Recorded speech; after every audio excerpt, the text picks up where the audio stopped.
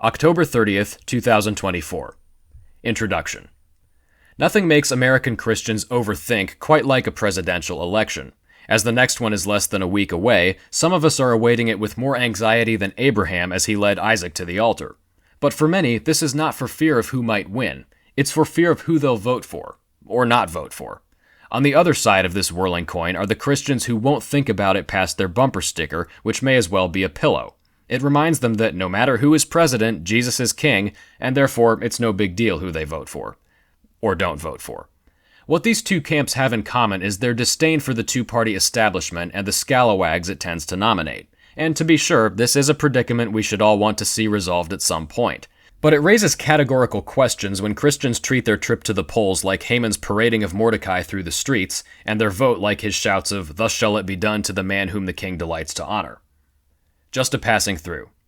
Let's break down how the two-party establishment affects Christians, and for application purposes, let's limit this to the 21st century. Since the Democratic Party has consistently pushed policies that would make Caligula blush, voting blue is rightly assumed to be disqualified as an option for Christians. But what is to be done when the Republican Party's course of habit is to draw lines that promise little more than 4 years of compromise? After the children of Israel bid Pharaoh so long farewell, it took 40 years of wandering and wars for them to settle down in the Promised Land. Unlike the United States, they had direct revelation from God at nearly every turn, but this doesn't change the fact that he put them through dilemma after dilemma. Their most recurring sin was murmuring that they hadn't effectively been teleported from Egypt to Canaan.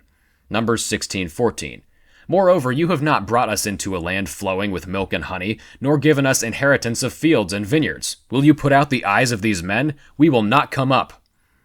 New voters may feel as though they were born into a sewage flow, while folks from older generations likely feel as though they've been dragged into one. But regardless of where you started, you should currently be lunging and grasping for a ledge that will allow you, your wife, and your children to make plans to get somewhere better. Now, if someone had called you in your living room to offer you residency in such a place, your response wouldn't have included the words, "after careful consideration." Trading one's living room for this condition would be self-destructive and contrary to nature. But from where you are now, if it's the only escape God has extended to you, should you wait for him to bring you a place that is ideal, smells nice, and can be inhabited long-term? Some Christians suddenly suppose that basic survival instincts are unlawful when applied to politics. Rahab's abode was no place for men of God, yet the Israelite spies found a safe haven there, and Rahab was saved as the result.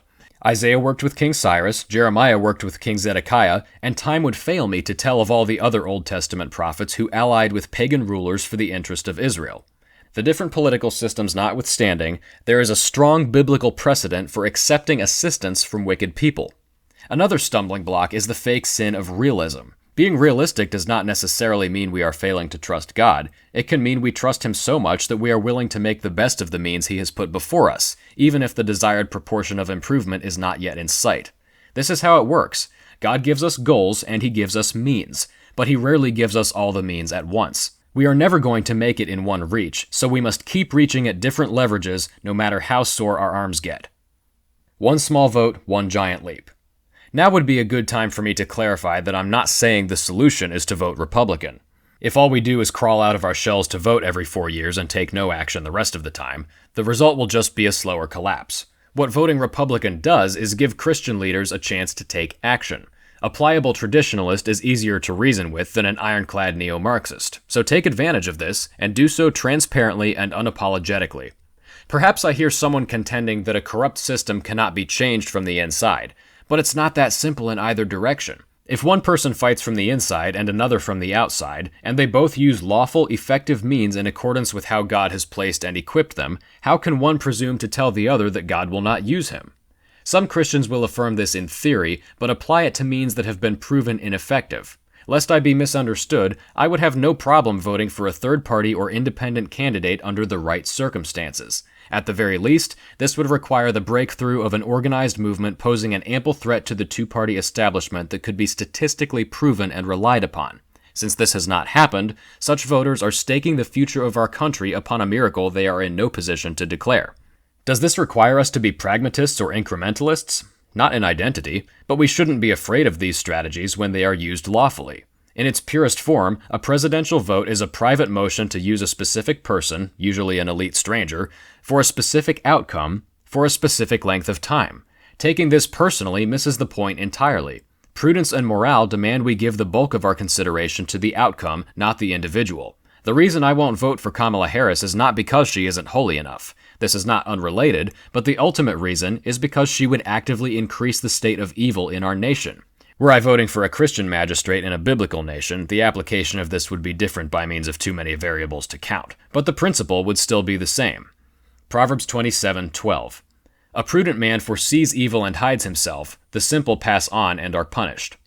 And now, a brief word on Christians who treat the ballot box like the suggestion box in their workplace's lunchroom. You know, the ones who will leave the booth on election day with a smug grin, thinking of how upended the vote counters will be when they read, "No king but Christ," written in for president. This is a fundamental abuse of democracy. If you want to protest, grab a Sharpie and make a sign. The poll isn't for that. If you want to preach, see what your pastor thinks and take up a microphone. The poll isn't for that. This is America. Don't hide behind a cowardly troll vote and fancy that you've made a difference. The only statement you've made is that you're bad at making statements. Proverbs 14:15. The simple believes every word, but the prudent considers well his steps. Discerning both time and judgment.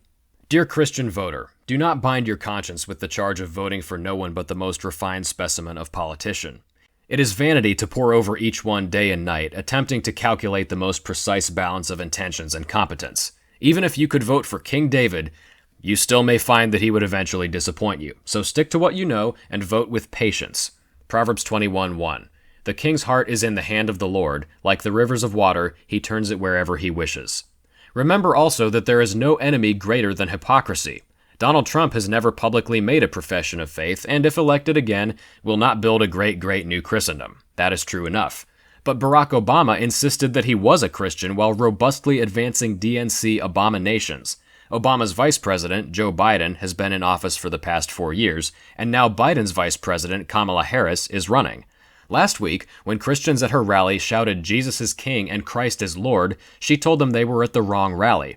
An administration that stands on the shoulders of a professing Christian has now grown hostile to the faith in a succession of just 3 candidates in 3 terms. Observing the patterns of 21st century American politics should tell us that it's not enough to have a president who could pass for a Christian at a local church pancake breakfast. What this nation needs is for the righteous to increase. That's us, the church. And if we wish to work hard for the kingdom, love our neighbors and brethren, and affirm God's promise to preserve his church, then we ought to vote in a way that will keep these things thriving. Preaching the gospel desperately needs to be done, but the polls are not the place for it.